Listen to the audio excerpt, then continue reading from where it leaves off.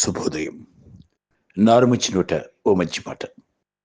ఈ శీర్షికన ఈ రోజున ఈ సంక్రాంతి మెగా విక్టరీ. అవునండి, ఈ సంక్రాంతి మెగా విక్టరీ. ఎలాగంటే సినిమా రంగం ఈ రోజున ఈ సంక్రాంతిని వైభవపేతంగా జరుపుకుంటుంది. తెలుగు సినిమా ఇండస్ట్రీ ముఖ్యంగా. ఇక మెగా అభిమానుల గురించి చెప్పక్కర్లేదు, విక్టరీ వెంకటేష్ అభిమానుల గురించి చెప్పక్కర్లేదు, అనిల్ రావిపూడి అభిమానుల వెల్లువ చెప్పక్కర్లేదు. సంక్రాంతి వస్తూనే మెగాస్టార్ చిరంజీవి గారికి బంపర్ హిట్ని అందించింది మన శివశంకర్ ప్రసాద్ సినిమా ద్వారా. నిజంగా ఫిలిం ఇండస్ట్రీకి ఒక కళ, మెగా అభిమానులు ఒక నూతనోత్సాహం, చిరంజీవి గారిలో అద్భుతమైనటువంటి సంతోషం పెళ్ళిబుకుతోంది. ఆ సినిమాలో యాక్ట్ చేసిన వాళ్ళు, టెక్నీషియన్స్ ప్రతి ఒక్కళ్ళకు బ్రహ్మరథం పడుతున్నారు ప్రేక్షకులు థియేటర్లలో. ఫస్టే శుభకార్యంగా, శుభ సూచనగా 6 లక్షలకు టికెట్ కొన్నారు ఒక ఆయన. మెగాస్టార్ మీద అభిమానంతో, మెగా అభిమాని. అలాగే ఇది మెగా సంక్రాంతి అనుకోవాలి. ఈ సంక్రాంతి మెగా విక్టరీ అంటే మెగాస్టార్కి, విక్టరీ వెంకటేష్కి ఇది ఈ సంక్రాంతి చెప్పాలంటే మెగా విక్టరీ. ఎస్. కానీ ఇక్కడ ఒక చిన్న విషయం చెప్పాలి. నిన్న ప్రతి ఒక్కళ్ళు కూడా వాళ్ళ ఇంటర్వ్యూలు ఇచ్చినా, లేకపోతే ఆడియో బైట్స్ ఇచ్చినా, వీడియో బైట్స్ ఇచ్చినా, థియేటర్స్ దగ్గర బైట్స్ ఇచ్చినా 70 ఏళ్ల వయసులో చిరంజీవి అంటున్నారు. మనం 30 ఏళ్ల వయసులోనే ముసలాలం అయిపోతున్నాం, డస్ అయిపోతున్నాం, డల్లా పడిపోతున్నాం, నిర్వీర్యం అయిపోతున్నాయి. 30 ఏళ్ల వయసులోనే ఎన్నెన్నో రాచకార్యాలు వెలగబెడుతున్నాం. అవునా? చెడు వ్యసనాలు కానీ, లేకపోతే ఇంకేదైనా హబ్బులని కానీ మన ఉత్సాహాన్ని, మన ఉత్తేజాన్ని, మన చైతన్యాన్ని నిర్వీర్యం చేసుకుంటున్నారు యువత. మెగాభిమానులం అవ్వచ్చు, కానీ మెగాస్టార్ అంత ఎత్తుకి ఎదగటానికి, విజయఢంకా మోగించడానికి 70 ఏళ్ల వయసులో కూడా అంత హుషారుగా స్టెప్పులు వేయటానికి, ఆయన వయసు 70 ఏళ్ళు కాదు, ఆయన వయసు ఇంకా 17 ఏళ్లే ఉంటుంది మనసు. ఇప్పటికీ ఆయన ఫెయిల్యూర్స్ వచ్చిన కృంగిపోలేదు ఏ రోజైనా సరే. ఒక ఈ మధ్యకాలంలో వచ్చినటువంటి ఆయన పిక్చర్స్, వాల్తేరు వీరయ్య కానీ, ఇంకేదైనా అట్లాంటి మూవీస్ ఈ మధ్యకాలంలో చాలా, ఆయన గాడ్ ఫాదర్ లాంటి సినిమా కానీ ఇవి ఫెయిల్యూర్ అయినాయి. అటర్ ఫెయిల్యూర్, బాధపడలేదు ఆయన. ఆయన మళ్ళీ వచ్చే సినిమా సక్సెస్ అనుకున్నారు. బాక్సాఫీస్ని బద్దలు చేస్తున్నారు. నిర్మాతల పాలిటీ కల్పవృక్షంలో ఉన్నారు. కొత్త దర్శకులకు మరో 10 సినిమాలు వచ్చేలా చేస్తున్నారు. ఇది మెగాస్టార్ క్రెడిట్, మెగాస్టార్ క్రేజ్. కొన్ని దశాబ్దాలుగా మెగాస్టార్ అన్నటువంటి ఆ క్రేజ్ని ఆయన కాపాడుకుంటూ వస్తున్నారు. దాని వెనక ఒక పట్టుదల.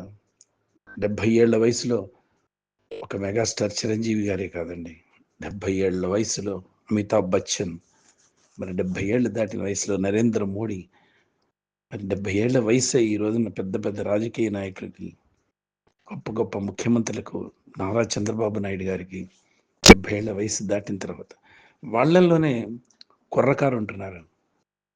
శ్రీశ్రీ అన్నట్టు కొంతమంది కుర్రకారు పుట్టుకతో వృద్ధులు అన్నాడు. అలాగే కుర్రకారు వృద్ధులైపోతున్నారు, వృద్ధులు కుర్రకారు అయిపోతున్నారు. దానికి కారణం వాళ్ళల్లో పట్టుదల, దీక్ష, పని మీద లక్ష్య జ్ఞానం. కానీ నేటి యూత్లో ఆ ట్రెండ్ లేదు, ఆ పట్టుదల లేదు, ఆ లక్ష్యం లేదు, దీక్ష లేదు.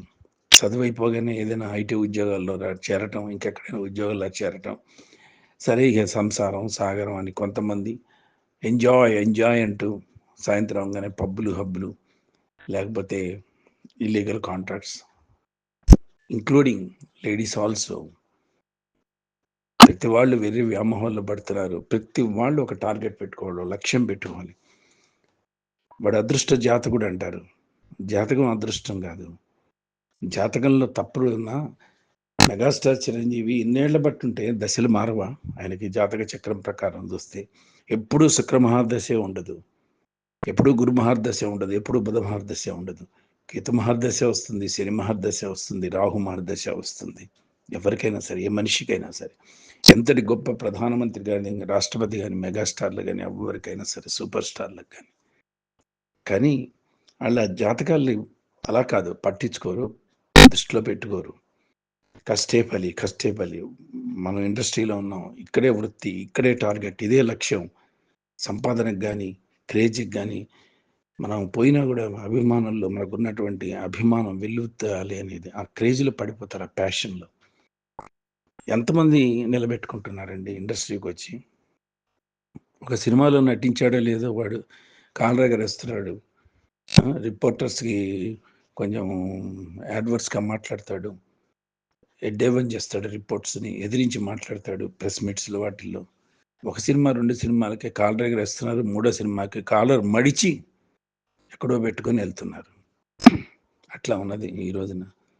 నిజంగానే చెప్పాలనంటే 70 ఏళ్ల వయసులో ఎంతమందిని చూస్తున్నామండి ఆదర్శంగా తీసుకోవాలన్నా. 70 ఏళ్ల వయసులో కొడుకేమో ఇంట్లో కూర్చొని నాన్న తెచ్చే సంపాదన తింటున్నాడు. 30 ఏళ్ళు, 35 ఏళ్ల కొడుకు 70 ఏళ్ల వయసులో తండ్రి కష్టపడి ప్రైవేట్ ఉద్యోగం చేసి, లేతే బిజినెస్ చేస్తూ, అక్కడ చేస్తూ, ఇలా చేస్తూ సంపాదించి పెడుతున్నాడు కొడుక్కి. బద్ధకంతో ఏ ఉద్యోగం చేయడు. నెలకో ఉద్యోగం మారిపోతున్నాడు వీడు. యూత్ నిర్వీర్యమైపోతుంది. నిరాశ, నిస్పృహలకు లోనయ్యేవాళ్ళు. ఒక సినిమా సక్సెస్ కాకపోతే డిప్రెషన్‌కెళ్ళి సూసైడ్‌లు చేసుకున్న వాళ్ళు కూడా చాలామంది ఉన్నాం మనం. సూసైడ్ టెండెన్సీ ఉన్నవాళ్ళు చాలామంది ఉన్నారు. డిప్రెషన్స్. అలా అవ్వాలంటే చిరంజీవి గారు ఎన్ని సార్లు సూసైడ్ అటెంప్ట్‌కి వెళ్ళాలండి? చెప్పండి ఒక్కసారి. లేదు. ఆయన ఎప్పుడైనా సరే అట్లాంటి ఆదర్శంగా తీసుకుందామండి. వాళ్ళ సినిమాలో వాళ్ళ ఫ్యాషన్‌ని, వాళ్ళ ఫైటింగ్స్‌ని, వాళ్ళ స్టెప్పుల్ని కాదు మనం క్రేజ్‌గా తీసుకోవటం. వాళ్ళ లక్ష్యం, వాళ్ళ జీవిత లక్ష్యాన్ని, వాళ్ళ వ్యక్తిత్వాన్ని, వాళ్ళ మనస్తత్వాన్ని, వాళ్ళ టార్గెట్స్‌ని కూడా మనం ఆదర్శంగా తీసుకుంటే అద్భుతాలు సాధించవచ్చు. స్ఫూర్తిదాయకంగా తీసుకోండి. ఓ చిరంజీవి గారిని గాని, ఒక నాగార్జున గారిని గాని పెద్ద వయసులో యూత్ ట్రెండ్ వదిలేద్దాం మనం. మహేష్ బాబు గారు గాని, విక్టరీ వెంకటేష్, ప్రభాస్ గారు వీళ్ళంతా. వాళ్ళదంతా ఒక ట్రెండ్ క్రియేట్ చేసుకుంటున్నారు. ఫెయిల్యూర్ వచ్చింది కదా అని చెప్పి బాధపడరు. నెక్స్ట్ పిక్చర్ కోసం ట్రై చేస్తారు. కాకపోతే కొన్ని రోజులు మూడ్ నుంచి బయటకు రావాలి కదా! ఎవరికైనా సరే ఒక ఫెయిల్యూర్ రాంగానే అటర్ ఫ్లాప్ ఎందులో చరిష్మా ఉన్నవాళ్ళు చిరంజీవి గారు లాంటి టాప్ స్టార్స్, మెగా స్టార్స్ ఒక సినిమా ఫెయిల్యూర్ అయితే డిప్రెస్‌కెళ్ళరు. కొన్ని రోజులు డిప్రెస్ అవుతారు. మళ్ళీ మామూలైపోయి సెట్ అయిపోయి ఇంకో సినిమా కోసం ట్రై చేస్తారు. అట్లా ఈ రోజున చరిత్ర సృష్టించాడు. తనకంటూ ఒక పేజీ సువర్ణాక్షరాలతో సినిమా రంగ చరిత్రలో లిఖించబడుతోంది అంటే చిరంజీవి గారు కష్టే ఫలి. నెక్స్ట్ మన శివశంకర్ ప్రసాద్ తర్వాత వాట్ నెక్స్ట్? నెక్స్ట్ పిక్చర్‌కి ఏంటి అని నిన్నటి నుంచి ఆయన అంచనాలు వేస్తున్నాడు ప్లానింగ్. ఆయన ఆదర్శంగా తీసుకోవాల్సింది ఆయన లక్ష్యాల్ని తీసుకోండి యూత్. ఇటు మగవాళ్ళైనా, ఆడవాళ్ళైనా ఎవ్వరైనా సరే. సినిమా చూస్తున్నాం, ఎంజాయ్ చేస్తున్నాం, వచ్చేస్తున్నాం మళ్ళీ మామూలుగా. మన లక్ష్యాలేవో ఏవో ఎక్కడికెళ్ళిపోతాయో తెలీదు. లక్షణాలన్నీ కూడా మారిపోతున్నాయి. మనం చాలామంది నేను 70 ఏళ్ల వయసులో, 70 ఏళ్ల వయసులో అంటే నువ్వు 30 ఏళ్ల వయసులోనే నువ్వయిపోతుంది. ఏమీ లేకుండా నిస్సారం అయిపోయి, నిస్తేజం అయిపోయి, నిర్వీర్యం అయిపోయి, మరి పైశాచికత్వంగా చెలరేగుతున్నావు. విష సంస్కృతిలో చిక్కుకుంటున్నావు నువ్వు. అది ఆలోచించుకోవాలి మనం. మనకు గూడా ఒక పేరు రావాలి. మన తల్లిదండ్రులు మన వల్ల పేరు రావాలి. మనం గూడా డబ్బు సంపాదించాలి. కోట్లు, కోట్లు సంపాదించాలి పిల్లలకి పెట్టాలంటే, నువ్వు దేంట్లో టాలెంట్ ఉందో, దాంట్లో నీ టాలెంట్‌ని ప్రదర్శించు. నువ్వొక పాపులారిటీకెళ్ళిన తర్వాత, ఒక టాలెంట్‌తో డబ్బు సంపాదించిన తర్వాత, డబ్బే మళ్ళీ నీకు పెట్టుబడవుతుంది. డబ్బే నీకు వ్యాపారం అవుతుంది. డబ్బే నీకు డబ్బుని సంపాదించి పెట్టిస్తుంది. అంత గొప్పతనం ఉంది డబ్బులో. ఇలాంటి సినిమాలు ఎన్నో వచ్చాయి. 'అభిలాష' లాంటిది, అలాంటి చిరంజీవి గారి సినిమాలు బోలెడొచ్చాయి మనకి. 'ఛాలెంజ్' అంటే ఇలాంటి ఎన్నో సినిమాలు. సో, ఇదంతా గూడా ఆనందమయంగా ఉంది. సంతోషమయంగా ఉంది. చాలా చాలా చాలా చాలా సంతోషించదగ్గదిగా ఉంది. ఈ రోజున మెగా అభిమానులందరికీ గూడా